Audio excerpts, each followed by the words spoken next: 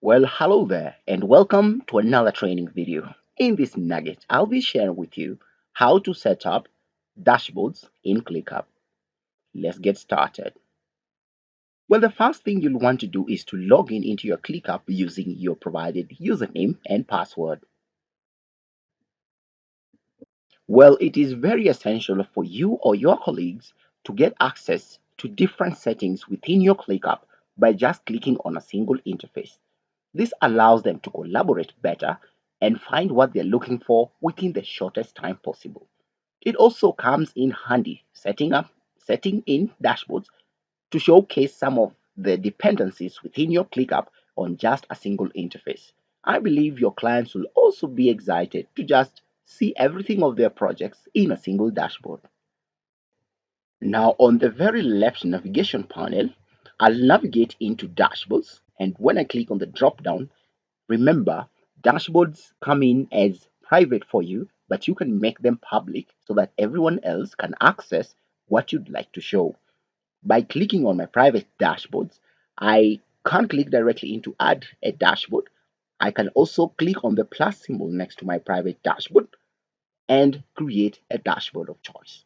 If I use the plus command here and click on that, a new dashboard area is added down here, and all I need is to key in the name of my dashboard.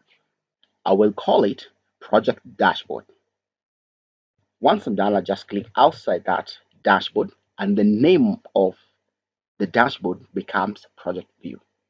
Now remember, when you're using dashboards, it's all about what exactly do you want to display to your clients or even to view on yourself. I will avoid all this and start from scratch and navigate directly into the add widget section. So there are different widgets that are available for you to use depending on your subscription on ClickUp. You can tell if I'm on the featured area, some of the gadgets that I have or the widgets I have are actually business plan and limited plan depending on the plan that you're using. For this case, I might want to add one of the widgets, which is team members workload, just to see who is doing what, how much are they handling at the same time, and I can integrate that with load balancing decisions to see who needs to be relieved and who needs to be added more tasks on this.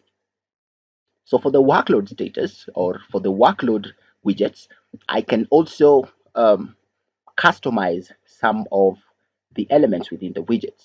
I can select to include the subtasks. I can also include what has been closed, which is not really useful. I want to see what is active. And once I am done, I'll click on add widget. So that workload widget will be added into my dashboard. And I can tell that there are 6 tasks that are in process, but we also have 3 that are in the to do. I can also add a widget to tell me the direct task list that I have. Similar to what we have already added, I can select the status and any other setting depending on how your project is running. Click on to include the different subtasks. Also remember, you need to select the location where or the space that has the different tasks that you'd like to display. For my case, I will only select the project management task and I can give it a name if I want to. I'll then navigate at the bottom and select add widgets. So the widget will show up in a list format showcasing what is definitely happening, what are the tasks that are there, what is in to do, among many others. Well, you can add as many widgets as you want depending on the level of subscription you have with ClickUp. Well, that is how you work with dashboards in ClickUp. Thanks for watching, and I'll see you in the next nugget.